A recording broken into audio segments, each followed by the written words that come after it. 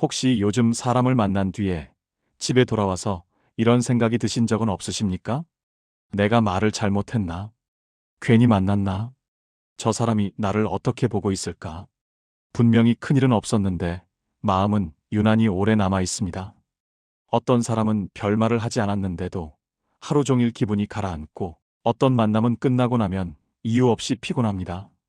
연락이 뜸해진 사람, 필요할 때만 찾는 것 같은 사람, 늘 나만 더 애쓰는 것 같은 관계. 겉으로는 웃고 지내지만 속으로는 계속 계산하게 됩니다. 이 사람이 정말 나를 생각해서 그런 걸까? 아니면 그냥 필요해서일까? 그러다 문득 이런 생각이 스칩니다. 내가 너무 예민한가? 나만 이렇게 사람 관계가 어려운 건가?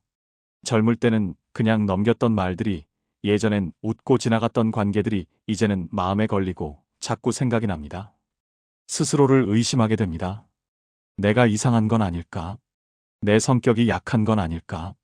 하지만 먼저 이 말부터 드리고 싶습니다. 당신은 이상하지 않습니다.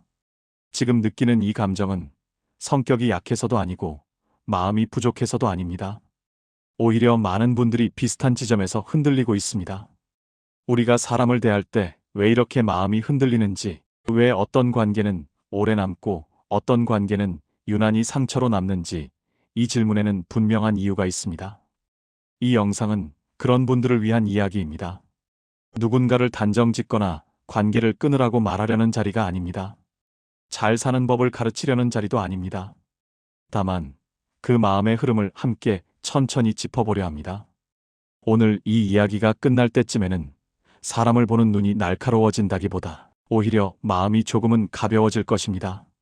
아, 내가 틀린 게 아니었구나. 그래서 그랬구나. 지금까지 스스로를 너무 몰아붙이고 계셨다면 오늘만큼은 잠시 내려놓아도 괜찮습니다. 이 이야기는 해결을 약속하지 않습니다. 대신 이해를 약속드립니다. 사람 때문에 아팠던 마음이 어디서부터 시작됐는지, 그걸 함께 알아가는 시간입니다. 사람 관계가 힘들어질 때 우리는 거의 비슷한 생각을 합니다. 왜 나는 늘 사람 때문에 이렇게 지칠까? 왜 나는 관계에서만 유독 약해질까? 그러다 결국 마음이 가는 곳은 늘 같습니다. 내가 너무 기대를 해서 그런가 보다. 내가 너무 사람을 믿어서 그런가 보다. 하지만 정말 그럴까요? 사람에게 기대하는 마음 자체가 문제일까요? 아니면 그 기대가 생길 수밖에 없는 구조를 우리가 너무 모르고 살아온 걸까요? 사실 우리는 사람을 만나면 기대하지 않으려고 애써도 이미 기대하고 있습니다. 처음엔 아주 작게 시작됩니다.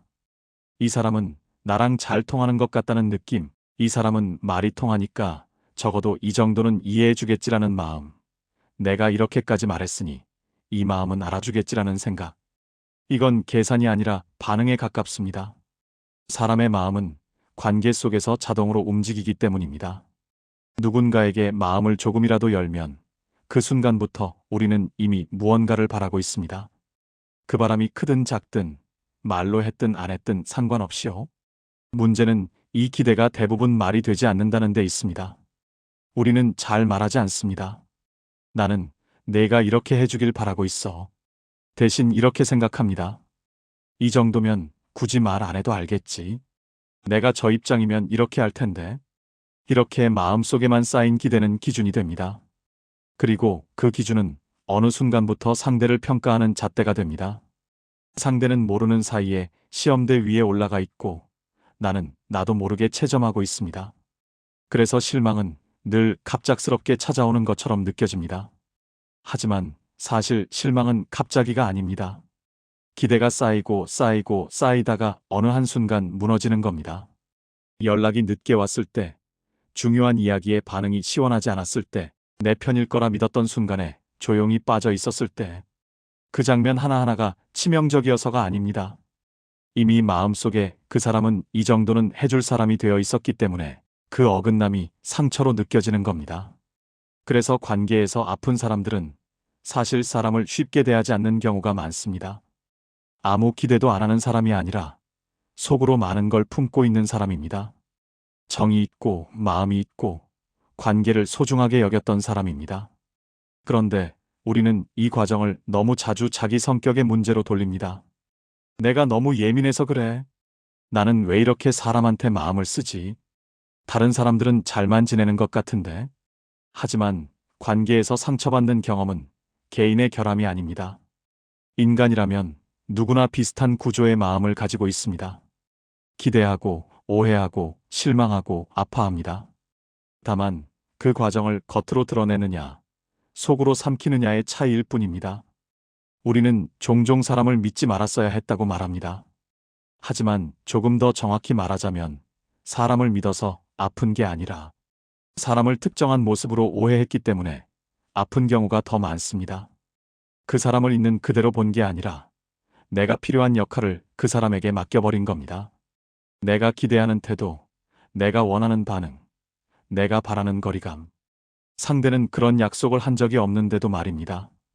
이 지점을 이해하지 못하면 관계는 반복됩니다. 사람만 바뀔 뿐 패턴은 그대로 남습니다. 이번엔 이 사람만 다를 줄 알았고 이번엔 조금 나아질 줄 알았는데 결국 비슷한 이유로 또 마음이 다칩니다. 그래서 중요한 건 더 단단해지는 것도 아니고 더 냉정해지는 것도 아닙니다. 다신 기대하지 말자는 다짐은 오래가지 않습니다. 왜냐하면 우리는 기대하지 않도록 설계된 존재가 아니기 때문입니다. 이 구조를 이해하기 시작하면 마음이 조금 달라집니다. 상처받았던 기억을 떠올릴 때 내가 왜 그랬을까라는 자책 대신 그때 나는 기대하고 있었구나라는 인식이 생깁니다. 이 차이는 큽니다. 자기 비난에서 이해로, 후회에서 안심으로 방향이 바뀝니다. 혹시 이 글을 읽으면서 이거 완전 내 얘기 같은데 라는 생각이 들었다면 그건 당신이 유난해서가 아닙니다. 그만큼 사람을 진지하게 대했고 관계를 허투루 여기지 않았다는 뜻입니다. 이제부터 이 이야기에서 중요한 건 누가 나쁜 사람인지, 누가 가짜 친구인지 가려내는 게 아닙니다. 그 전에 먼저 왜 우리는 이렇게 관계에서 아파할 수밖에 없는지 그 구조를 이해하는 일입니다. 이해가 먼저 오면 마음은 생각보다 훨씬 덜 다치게 됩니다. 그 다음 이야기를 계속해 보겠습니다. 우리는 살아오면서 아주 자연스럽게 사람을 친구라고 부릅니다. 그 단어를 붙이는 데에는 특별한 기준이 필요하지 않습니다. 몇 번 밥을 먹었고, 웃은 기억이 있고, 연락처가 저장되어 있고, 오랫동안 알고 지냈다는 이유만으로도 충분합니다. 그래서 우리는 어느 순간부터 상대를 친구라고 생각하고 그 생각 위에 기대를 얹고 그 기대 위에 마음을 올려놓습니다. 문제는 그 과정이 너무 조용히, 너무 자연스럽게 이루어진다는 데 있습니다. 스스로도 모르게 말이죠.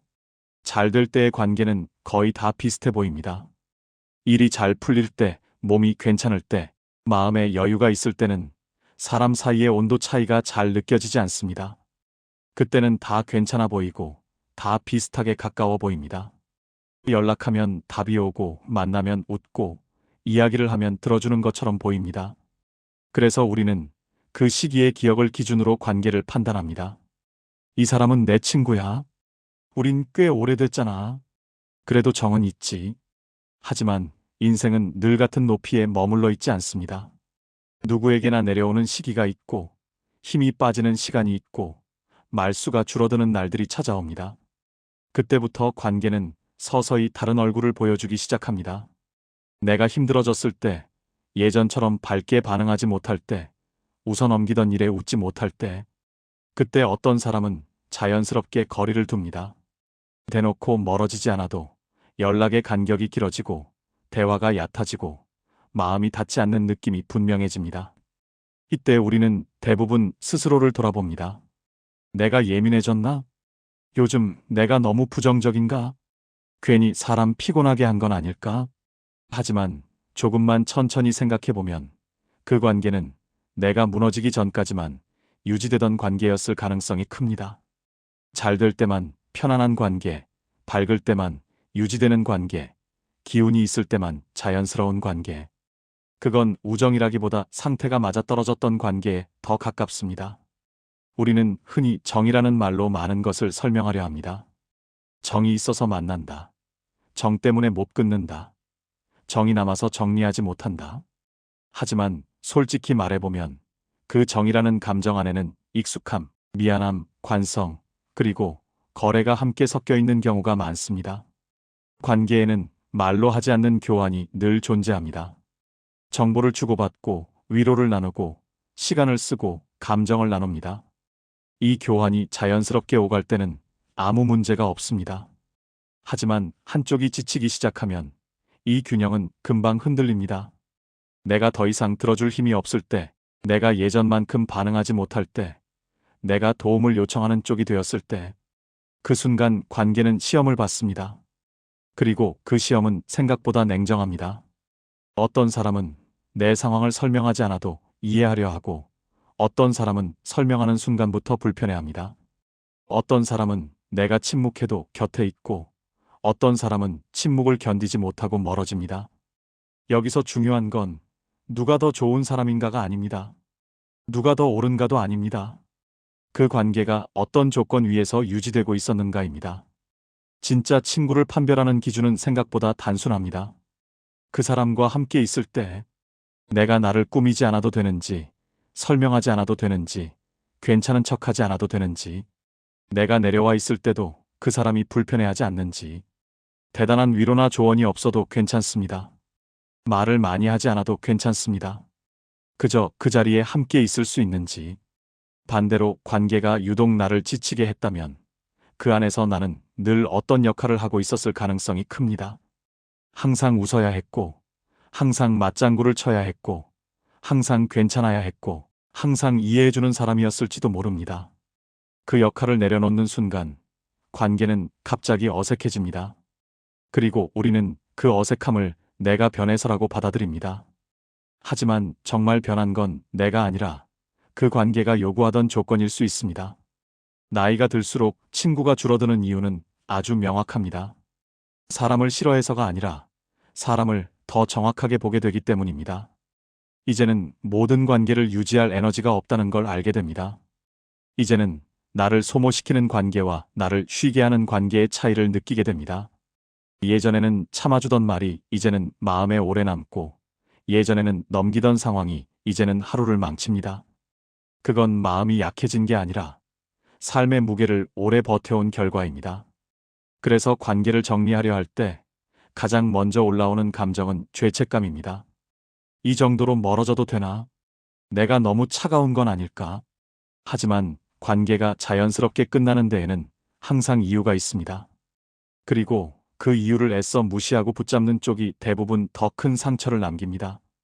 사람이 줄어드는 건 실패가 아닙니다. 외로워지는 과정도 아닙니다. 오히려 삶이 정리되는 과정에 가깝습니다. 정말 남아야 할 사람이 조용히 남는 시간. 그리고 남지 않아도 되는 사람을 미워하지 않고 보내주는 시간. 그건 냉정함이 아니라 자기 자신에 대한 최소한의 존중입니다. 여기서 잠시 숨을 고르고 가겠습니다.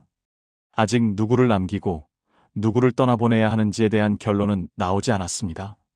지금은 판단보다 마음이 사람을 대하는 방식부터 천천히 짚어보는 단계입니다. 이제 다음에서는 그렇게 남은 사람과 남기지 않아도 되는 사람을 마음속에서 어떻게 구분해야 하는지, 그리고 그 선택을 어떻게 받아들여야 하는지에 대해 조금 더 깊이 이야기해 보려 합니다. 직장이나 사회 속 인간관계가 유난히 피곤하게 느껴지는 이유는 그 관계의 성격을 우리가 자주 착각하기 때문입니다. 우리는 같은 공간에서 오래 시간을 보내고 같은 일을 겪고 비슷한 스트레스를 나누다 보면 자연스럽게 마음의 거리를 줄입니다. 어느 순간부터는 동료를 친구처럼 느끼고 친구처럼 기대하게 됩니다. 문제는 바로 그 지점에서 시작됩니다. 직장은 애초에 우정을 전제로 만들어진 공간이 아닙니다. 목적이 분명한 곳이고 역할이 먼저인 곳입니다. 그런데 우리는 그 위에 정을 얹고 마음을 얹고 진심을 얹습니다. 그리고 그 진심이 돌아오지 않을 때 관계보다 스스로를 탓하게 됩니다. 내가 너무 예민한가? 내가 속이 좁은가? 왜 나는 이렇게 인간관계가 힘들까? 하지만 이 피로는 개인의 성격 문제가 아니라 구조에서 비롯된 경우가 훨씬 많습니다. 직장 동료와 친구를 혼동하면 기대의 방향이 어긋납니다. 친구에게 기대해도 되는 것을 동료에게 기대하고 동료가 지켜야 할 선을 친구에게 적용합니다. 친구라면 내 편이 되어줄 거라는 기대, 힘들 때 위로해줄 거라는 기대, 잘 되면 진심으로 기뻐해줄 거라는 기대. 그런데 직장 관계에서는 그 기대가 자주 빗나갑니다. 누군가는 겉으로는 축하하면서 속으로는 비교하고, 누군가는 위로하면서도 마음 한편에서는 안도합니다. 그 순간 우리는 인간이 왜 이렇게 차가운지, 왜 이렇게 이기적인지에 실망하게 됩니다. 하지만 조금만 거리를 두고 보면 그 반응은 개인의 악이라기보다 인간의 기본 심리에 가깝습니다. 사람은 본능적으로 자신을 기준으로 세상을 봅니다. 타인의 성공은 곧 나와의 비교로 이어지고, 타인의 실패는 나의 위치를 잠시라도 안정시켜줍니다. 그래서 누군가가 승진하면 축하와 함께 묘한 불편함이 동시에 올라오고, 누군가가 실수하면 안타까움과 함께 알 수 없는 안도감이 스칩니다. 이 감정은 드러내지 않기 때문에 더 복잡해집니다. 우리는 겉으로는 좋은 사람으로 남아야 하고, 속으로는 솔직한 감정을 감춥니다. 그 이중 구조 속에서 관계는 자연스럽게 긴장 상태를 유지합니다. 이 긴장은 누가 잘못해서 생기는 것이 아니라 경쟁과 평가가 전제된 환경에서 필연적으로 생겨나는 것입니다. 그래서 직장 관계가 유독 피곤한 이유는 우리가 나쁘기 때문이 아니라 인간이기 때문입니다. 모두가 비슷한 위치를 지키려 애쓰고 뒤처지지 않으려 긴장하며 비교 속에서 자신을 확인합니다. 이런 환경에서 완전히 순수한 응원이나 무조건적인 지지는 드물 수밖에 없습니다. 그 사실을 인정하지 않으면 우리는 계속해서 상처받습니다. 기대는 커지고 실망은 반복됩니다. 그러다 보면 어느 순간부터 사람 자체가 싫어지고 세상이 냉소적으로 보이기 시작합니다. 하지만 여기서 중요한 지점은 이 현실을 냉소로 받아들일 것인가, 아니면 이해로 받아들일 것인가입니다. 인간이 본래 이렇다는 말을 체념처럼 쓰지 않아도 됩니다. 이 말은 포기하라는 뜻이 아니라 기준을 조정하라는 뜻에 가깝습니다. 모든 관계에서 진심을 기대하지 않아도 되고, 모든 반응을 개인적인 공격으로 받아들이지 않아도 됩니다. 직장에서는 역할만 남기고 감정은 조금 덜 얹어도 됩니다. 친절은 유지하되 마음의 깊이는 조절하는 법을 배울 수 있습니다. 그렇게 하면 관계는 덜 흔들리고 마음은 덜 닳습니다. 누군가의 미묘한 태도, 변화에 과하게 의미를 부여하지 않아도 되고, 말 한마디에 하루가 무너지지 않아도 됩니다. 이 태도는 사람을 차갑게 만드는 것이 아니라 나를 보호하는 방향에 가깝습니다. 인간을 이상화하지 않되 적대시하지도 않는 중간 지점. 그 지점에 서면 관계는 훨씬 단순해집니다. 직장 동료는 동료로 두고 친구는 따로 두며 나를 증명하려 애쓰지 않아도 됩니다. 잘 될 때 박수를 받지 못해도, 실패했을 때 완벽한 위로를 받지 못해도 그건 내가 부족해서가 아니라 구조가 그런 것임을 알게 됩니다. 이 인식 하나만으로도 관계에서 받는 피로는 눈에 띄게 줄어듭니다. 세상을 현실적으로 본다는 것은 사람을 불신하는 것이 아닙니다. 오히려 과도한 기대를 내려놓고 가능한 범위 안에서 관계를 바라보는 일입니다. 그렇게 보면 직장과 사회는 덜 잔인해지고 나 자신은 덜 외로워집니다. 관계에서 매번 마음을 다 쓰지 않아도 괜찮다는 사실을 받아들이는 순간 우리는 비로소 사람 속에서 길을 잃지 않게 됩니다. 직장 동료에게서 친구를 찾으려 하지 않아도 됩니다. 그들이 내 편이 되어주지 않는다고 해서 나쁜 사람도 냉정한 사람도 아닙니다. 그저 그들도 같은 구조 안에서 자신의 자리를 지키려 애쓰고 있을 뿐입니다.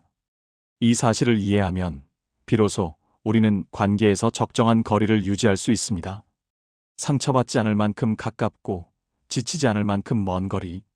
그 거리에서 우리는 비로소 사람을 있는 그대로 볼 수 있습니다. 동료는 동료로, 친구는 친구로, 각자의 자리에서 각자의 역할을 하는 사람들. 그 사실을 받아들이는 순간 직장 생활은 조금 더 견딜만해지고 마음은 조금 더 가벼워집니다. 관계에서의 피로는 사람이 문제가 아니라 우리가 관계에 부여한 의미가 문제였던 것입니다. 그 의미를 조정하는 순간 우리는 더 이상 매일 사람 때문에 지치지 않아도 됩니다. 그리고 그렇게 아낀 에너지를 정말 남겨야 할 사람들에게 쓸 수 있게 됩니다. 가족과의 관계가 유난히 힘들게 느껴질 때가 있습니다. 다른 사람에게서 받은 말은 시간이 지나면 흘려보낼 수 있는데 가족에게서 받은 말은 오래 남습니다. 괜찮은 척해도 마음 한구석에 계속 걸리고 이미 지나간 일인데도 문득문득 떠오릅니다. 그래서 사람들은 말합니다. 가족이니까 더 아픈 거라고. 그런데 그 말은 반쯤만 맞습니다. 가족이기 때문에 아픈 게 아니라 가족이라는 이름 아래 너무 많은 것이 허용되어 왔기 때문에 더 깊이 남는 것입니다. 가족 관계에서는 상처가 쉽게 생깁니다. 말이 거칠어도, 선을 넘는 질문을 해도, 사과가 없어도 그냥 넘어가야 하는 분위기가 만들어져 있기 때문입니다. 다른 사람이라면 그런 말은 상처돼요라고 말할 수 있지만 가족에게는 그러기 어렵습니다. 괜히 예민한 사람 되는 것 같고 분위기 깨는 사람 되는 것 같아서 입을 닫습니다. 그렇게 삼킨 말들이 쌓입니다. 쌓이다 보면 어느 순간부터는 얼굴만 봐도 피곤해지고 전화벨만 울려도 마음이 먼저 굳어집니다. 특히 비교와 간섭은 늘 걱정이라는 옷을 입고 다가옵니다. 너 잘 되라고 하는 말이야. 다 너 생각해서 하는 소리야. 이 말 앞에서는 반박하기가 어렵습니다. 걱정인데 어떻게 싫다고 말하나, 가족인데 어떻게 거리를 두나. 하지만 마음은 이미 알고 있습니다. 그 말이 나를 이해해서 나온 게 아니라 평가와 기준에서 나온 말이라는 걸. 누구네 자식은 벌써 집을 샀다더라. 누구는 승진했다더라. 사촌은 애가 둘이라더라. 이런 말들이 반복될수록 우리는 스스로를 설명해야 하는 사람이 됩니다. 잘 살고 있다는 걸 증명해야 하고 뒤처지지 않았다는 걸 보여줘야 합니다. 가족 앞에서조차 편해지지 못하는 이유가 여기에 있습니다. 명절이나 가족 모임이 다가오면 괜히 마음이 무거워지는 것도 같은 맥락입니다. 만나서 즐겁기보다는 역할부터 떠올리게 됩니다. 누구 앞에서는 어떤 태도를 보여야 하고, 어떤 질문에는 웃으며 대답해야 하고, 어떤 말에는 그냥 넘어가야 합니다. 그렇게 하루를 보내고 돌아오면 몸보다 마음이 먼저 지칩니다. 집에 와서 혼자 있을 때 비로소 숨이 놓이는데 그때 밀려오는 감정은 피로감보다 허탈감에 가깝습니다. 왜 이렇게까지 해야 하나? 왜 나는 늘 참는 쪽일까? 이런 생각이 조용히 마음을 건드립니다. 많은 중장년 분들이 이 지점에서 더 깊이 흔들립니다. 이제는 나도 나이가 들었고 인생의 무게를 충분히 감당해왔다고 느끼는데 여전히 가족 앞에서는 어린아이처럼 평가받는 느낌이 들기 때문입니다. 사회에서는 버텨왔고 가정에서는 책임을 다해왔는데 정작 가족 관계에서는 나 자신이 존중받지 못하는 것 같다는 감정이 남습니다. 그래서 스스로를 다독입니다. 그래도 가족이니까. 그래도 피부치니까. 하지만 이 말은 위로가 되기보다는 오히려 또 하나의 짐이 됩니다. 가족이라서 참아야 한다는 생각은 오랫동안 너무 당연하게 여겨져 왔습니다. 그런데 참는 시간이 길어질수록 마음은 조금씩 타락합니다. 참고 이해하다 보면 언젠가는 괜찮아질 것 같지만 실제로는 감정의 잔여물만 쌓입니다. 말하지 못한 서운함, 풀리지 않은 분노, 인정받지 못했다는 느낌. 이런 것들은 사라지지 않고 마음 한쪽에 남아있다가 어느 날 작은 말 하나에 크게 흔들리게 만듭니다. 그때 우리는 스스로를 또 탓합니다. 왜 이렇게 예민해졌을까? 왜 이제 와서 이런 감정이 올라올까? 하지만 이것은 예민해진 게 아닙니다. 오래 참아온 마음이 이제야 신호를 보내는 것입니다. 가족 관계에서 힘들어하는 자신을 보며 냉정해졌다고, 정이 없다고 생각할 필요는 없습니다. 오히려 그만큼 많이 감당해왔다는 증거에 가깝습니다. 가족에게 상처받는 마음은 약해서 생기는 게 아니라 관계를 소중히 여겼기 때문에 생깁니다. 기대하지 않았다면 아프지도 않았을 것입니다. 여기서 중요한 것은 가족을 미워하자는 이야기가 아닙니다. 관계를 끊으라는 말도 아닙니다. 다만 마음속에서 기준을 조금 바꾸는 일입니다. 가족이라는 이유로 무한히 참아야 한다는 생각에서 가족이라도 나를 아프게 하는 방식에는 거리를 둘 수 있다는 생각으로 옮겨오는 것. 모든 말에 반응하지 않아도 되고 모든 기대를 충족시키지 않아도 된다는 것을 스스로에게 허락하는 일입니다. 그 허락이 있어야 관계도 마음도 숨을 쉽니다. 가족이라는 이름 앞에서도 나는 나를 지킬 권리가 있습니다. 그 권리를 행사하는 것이 냉정함이 아니라 오히려 관계를 더 오래 지속할 수 있는 방법일 수 있습니다. 무너지지 않을 만큼의 거리, 상처받지 않을 만큼의 경계. 그 선을 긋는 것은 가족을 포기하는 일이 아니라 나 자신을 포기하지 않기 위한 선택입니다. 여기까지 읽으면서 아마 이런 생각이 들 수도 있습니다. 아, 그래서 내가 그렇게 힘들었구나. 내가 유난스러운 게 아니라 늘 참고만 와서 더 피곤했던 거구나. 아직 해결책이 나온 것도 아니고 당장 관계가 바뀌는 것도 아닙니다. 하지만 이렇게 이유를 알게 되는 것만으로도 마음은 잠시 숨을 고릅니다. 왜 늘 명절이 끝나면 허탈했는지, 왜 가족과 통화하고 나면 기운이 빠졌는지 이제야 조금 설명이 됩니다. 그리고 그래서 그랬구나라는 깨달음이 다음 이야기를 들을 준비를 조용히 만들어줍니다. 나이가 들수록 주변 사람이 하나둘 줄어드는 걸 느낄 때가 있습니다. 예전에는 연락처가 가득했는데 이제는 전화할 사람 몇 명만 떠오릅니다. 모임도 줄고 자연스럽게 만남의 횟수도 줄어듭니다. 이때 많은 분들이 마음 한쪽이 불편해집니다. 내가 사회적으로 뒤처진 건 아닐까? 인간관계에 문제가 생긴 건 아닐까? 예전보다 외로워진 건 아닐까? 하지만 이 변화는 생각보다 훨씬 자연스럽고 오히려 건강한 흐름에 가깝습니다. 젊을 때의 관계는 필요가 많아서 만들어집니다. 정보가 필요하고, 기회가 필요하고, 외로움을 달래줄 사람이 필요합니다. 그래서 다양한 사람들과 연결되고, 조금 무리해서라도 관계를 유지합니다. 그때는 양이 중요합니다. 사람이 많을수록 든든하고, 관계가 넓을수록 잘 살고 있는 것처럼 느껴집니다. 하지만 시간이 지나면서 삶은 조금씩 다른 질문을 던집니다. 이 관계가 나에게 어떤 의미인지, 이 만남이 나를 더 편안하게 만드는지, 아니면 끝나고 나서 더 지치게 만드는지. 이 질문이 생기기 시작하는 시점이 바로 관계가 줄어들기 시작하는 때입니다. 더 이상 모든 관계를 다 안고 갈 힘이 없어지기도 하고, 굳이 애쓰지 않아도 되는 관계와 애써야만 유지되는 관계의 차이가 또렷해지기도 합니다. 그때 우리는 무의식적으로 선택을 합니다. 나를 소모시키는 관계보다는 조용히 나를 이해해주는 사람 쪽으로, 말하지 않아도 편한 쪽으로. 그렇게 관계는 자연스럽게 정리됩니다. 이 과정에서 중요한 것은 줄어드는 관계를 실패로 해석하지 않는 일입니다. 관계가 많았던 시절은 미숙해서가 아니라 그때의 삶에 필요했기 때문입니다. 그리고 관계가 줄어드는 지금은 삶이 요구하는 방향이 달라졌기 때문입니다. 더 이상 증명하지 않아도 되고 설명하지 않아도 되는 단계로 들어온 것입니다. 이것은 퇴보가 아니라 이동입니다.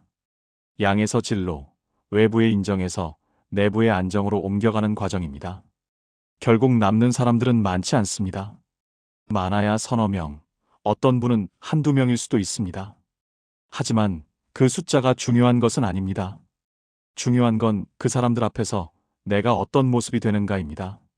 말수가 줄어도 어색하지 않고 기분이 가라앉아 있어도 굳이 밝은 척하지 않아도 되는 관계. 오랜만에 연락해도 서운함보다 반가움이 먼저 오는 관계. 이런 사람 하나만 있어도 마음은 훨씬 단단해집니다. 예전처럼 자주 보지 않아도 늘 같은 편이라는 감각이 있기 때문입니다. 그리고 이 시기에 함께 찾아오는 또 하나의 변화가 있습니다. 바로 혼자 있는 시간에 대한 감정입니다. 예전에는 혼자 있으면 괜히 불안했습니다. 약속이 없으면 뒤처진 것 같고 혼자 밥을 먹거나 혼자 시간을 보내는 게 어색하게 느껴졌습니다. 하지만 관계가 정리되고 나면 혼자 있는 시간이 조금씩 달라집니다. 채워야 할 공백이 아니라 쉬어도 되는 공간처럼 느껴집니다. 누구의 눈치를 보지 않아도 되고 굳이 말을 하지 않아도 되는 시간. 그 고요함이 처음에는 낯설지만 어느 순간부터는 편안해집니다. 이때 사람들은 깨닫습니다. 외로움이 아니라 자유였다는 것을. 혼자 있다는 것은 버려졌다는 뜻이 아니라 더 이상 불필요한 소음 속에 있지 않아도 된다는 뜻이라는 것을. 관계가 줄어들면서 마음이 가벼워지는 이유는 여기에 있습니다. 설명해야 할 사람이 줄어들고 맞춰야 할 기준이 줄어들고 괜찮은 척할 필요가 줄어들기 때문입니다. 나이가 들수록 관계가 줄어드는 이유는 단순합니다. 이제는 나를 지키는 방향으로 살고 싶어지기 때문입니다. 누구에게나 다 좋은 사람이 되기보다는 몇 사람 앞에서만 솔직한 사람이 되고 싶어지기 때문입니다. 그리고 그 선택은 충분히 존중받아야 합니다. 이 시기의 관계 감소는 상실이 아니라 정리이고 고립이 아니라 정돈입니다. 삶이 요구하는 방향이 바뀐 것이고 우리는 그 흐름을 따라 자연스럽게 변화하고 있는 것입니다. 관계의 양이 줄어든다고 해서 삶이 빈약해지는 것은 아닙니다. 오히려 불필요한 긴장과 피로가 줄어들면서 남은 관계들이 더 선명하고 소중하게 느껴집니다. 이제는 모든 사람에게 좋은 사람이 되려 애쓰지 않아도 됩니다. 몇 명 앞에서만 진심을 보여도 그것으로 충분합니다. 그 몇 명이 내가 무너졌을 때도 곁에 있어 준다면 그것만으로도 인생은 충분히 따뜻합니다. 이 장을 지나면서 마음이 조금 가벼워진다면 그건 아주 자연스러운 반응입니다. 내가 잘못 살았던 게 아니구나. 나만 이렇게 변하는 게 아니구나. 삶이 나를 이 방향으로 데려왔구나. 이런 생각이 조용히 스며들 때 관계에 대한 부담은 조금 내려놓아집니다. 그리고 그 자리에 훨씬 단단하고 조용한 안정이 자리 잡기 시작합니다. 관계가 줄어드는 것을 두려워할 필요는 없습니다. 그것은 삶이 당신에게 주는 선물일 수 있습니다. 이제는 양이 아닌 질로, 넓이가 아닌 깊이로 살아갈 시간이라는 신호. 그 신호를 받아들이는 순간 우리는 비로소 진짜 평온에 가까워집니다. 관계를 줄이고 나면 처음에는 묘한 공백이 생깁니다. 갑자기 시간이 남고 연락이 뜸해지고 주말이 조용해집니다. 이때 많은 분들이 다시 불안해집니다. 내가 너무 사람을 밀어낸 건 아닐까? 이렇게 혼자 있어도 괜찮은 걸까? 하지만 이 공백은 비어있는 시간이 아니라 그동안 관계에 쓰이던 에너지와 마음이 되돌아오는 시간에 가깝습니다. 늘 약속을 맞추고 기분을 살피고 말을 고르고 끝나고 나서도 혼자 곱씹던 시간들. 그 모든 것이 사라지니 처음엔 허전하지만 곧 다른 감각이 올라옵니다. 피곤하지 않다는 느낌입니다. 관계가 많을 때는 늘 어디에선가 긴장하고 있었습니다. 말 한마디가 신뢰가 되지 않을지, 내 표정이 너무 차갑지는 않은지, 오늘은 또 어떤 역할을 해야 하는지, 웃어야 할 자리에서 웃고 맞장구를 쳐야 할 때 고개를 끄덕이고 속마음은 잠시 접어두는 일이 반복됩니다. 이런 생활이 오래 이어지면 사람을 만나는 일 자체가 휴식이 아니라 노동이 됩니다. 그런데 관계를 줄이고 나면 그 긴장이 풀립니다. 누구의 눈치를 볼 필요가 없어지고 굳이 설명하지 않아도 되는 시간이 늘어납니다. 이때 삶의 감각이 달라집니다. 하루가 훨씬 단순해집니다. 무엇을 입을지, 어떻게 보일지, 어떤 말을 해야 할지에 대한 고민이 줄어듭니다. 대신 내가 지금 무엇을 하고 싶은지, 무엇을 하면 편안한지가 조금씩 또렷해집니다. 어떤 분은 아침에 천천히 커피를 마시는 시간이 좋아지고, 어떤 분은 산책이 늘고, 어떤 분은 다시 책을 펼치게 됩니다. 남에게 보여주기 위한 시간이 아니라 나를 돌보는 시간이 생기기 시작하는 겁니다. 특히 눈에 띄게 달라지는 것은 마음의 속도입니다. 관계가 많을 때는 늘 급했습니다. 연락을 바로 답해야 할 것 같고, 약속을 잡아야 할 것 같고, 뒤처지지 말아야 할 것 같은 마음이 따라다닙니다. 하지만 관계가 정리되고 나면 그 급함이 사라집니다. 오늘 아무 일도 하지 않아도 괜찮고, 누구에게 설명하지 않아도 괜찮다는 감각이 생깁니다. 이때 비로소 숨이 깊어집니다. 몸보다 마음이 먼저 느긋해지는 경험을 하게 됩니다. 그리고 이 시점에서 가장 중요한 변화가 일어납니다. 나 자신과의 관계가 전면에 나오기 시작합니다. 그동안은 늘 타인과의 관계 속에서 나를 정의해 왔습니다. 누구의 부모로, 누구의 배우자로, 누구의 동료로, 누구의 친구로. 그런데 관계가 줄어들면 이런 역할들이 잠시 뒤로 물러납니다. 남는 것은 그냥 나입니다. 처음에는 이 상태가 낯설 수 있습니다. 나를 설명해 줄 사람이 없으니까요. 하지만 시간이 지나면 깨닫게 됩니다. 그동안 내가 나 자신과는 꽤 멀리 떨어져 있었다는 것을. 혼자 있는 시간이 늘어나면서 내 감정이 조금씩 들리기 시작합니다. 무엇이 불편한지, 무엇이 싫은지, 무엇이 사실은 오래전부터 부담이었는지, 그리고 반대로 무엇을 좋아하는지도 다시 알게 됩니다. 이 과정은 요란하지 않습니다. 큰 결심이나 극적인 변화 없이 아주 조용하게 진행됩니다. 어느 날 문득 예전 같으면 불안했을 상황에서 아무렇지 않다는 걸 느끼는 순간처럼 찾아옵니다. 그래서 많은 분들이 이 시기에 비슷한 말을 합니다. 이제야 내 인생이 시작되는 것 같다. 젊을 때의 시작이 밖을 향한 출발이었다면 지금의 시작은 안으로 향한 출발입니다. 더 이상 증명하지 않아도 되고 비교하지 않아도 되고 애써 끼어들지 않아도 되는 삶. 이 시작은 늦은 것이 아니라 충분히 살아낸 뒤에야 가능한 시작입니다. 관계를 줄인 이후의 삶은 화려하지 않습니다. 대신 조용하고 안정적이며 무엇보다 나에게 솔직합니다. 그리고 이 상태가 되면 다시 관계를 맺을 때도 기준이 달라집니다. 외로워서가 아니라 함께 있으면 편해서, 필요해서가 아니라 좋으니까. 이렇게 선택된 관계는 많지 않아도 오래 갑니다. 그리고 그 관계들은 삶을 흔들기보다는 지탱해 줍니다. 관계를 줄였을 때 생기는 공백은 처음에는 불안으로 느껴지지만 시간이 지나면 자유로 바뀝니다. 그 자유 속에서 우리는 비로소 나 자신을 만나게 됩니다. 역할이 아닌 나, 누군가의 기대가 아닌 나, 평가받지 않아도 되는 나. 그 나를 만나는 시간이 쌓이면 삶의 무게 중심이 외부에서 내부로 이동합니다. 이제 다른 사람의 시선보다 내 마음이 먼저 들리고 남들의 기준보다 내 기준이 앞서게 됩니다. 이것은 이기적인 변화가 아니라 성숙한 변화입니다. 관계를 줄인다는 것은 사람을 포기하는 일이 아닙니다. 오히려 나를 찾아가는 과정이고 진짜 관계를 위한 준비입니다. 공백은 비어 있음이 아니라 채워질 준비가 된 상태입니다. 그리고 그 공백 속에서 우리는 비로소 평온을 경험하게 됩니다. 관계를 줄였을 때 생기는 이 고요함과 안정 속에서 우리는 앞으로 어떻게 살아가야 할까요? 무엇을 붙잡고 무엇을 더 내려놓아야 할까요? 이 질문 앞에서 지금의 마음 상태는 예전과 다를 것입니다. 더 가볍고 더 솔직해진 상태로 다음 이야기를 마주할 준비가 되어 있을 겁니다. 이제 우리는 더 이상 관계의 양으로 삶을 채우려 하지 않습니다. 대신 관계의 질로, 그리고 무엇보다 나 자신과의 관계로 삶을 채워갑니다. 그 변화가 바로 관계를 줄인 후 찾아오는 가장 큰 선물입니다. 이제 여기까지 함께 와주셔서 고맙습니다.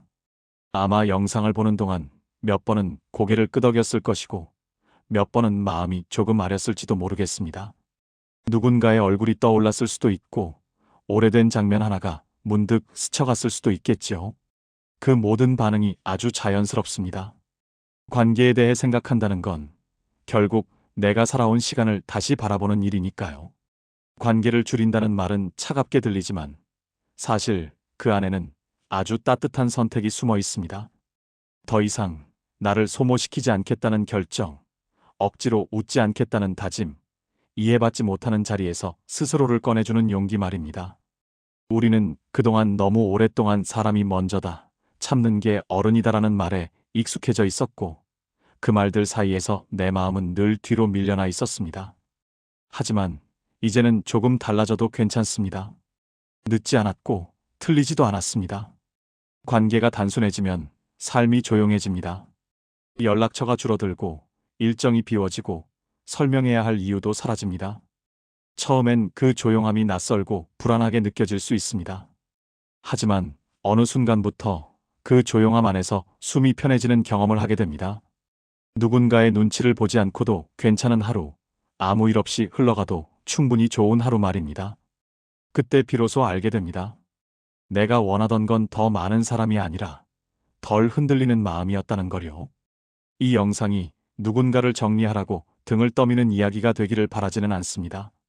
다만 이미 마음속에서 멀어진 관계에 대해 괜히 죄책감을 느끼고 있던 분이라면 그 마음을 조금은 내려놓아도 된다고 말해주고 싶었습니다.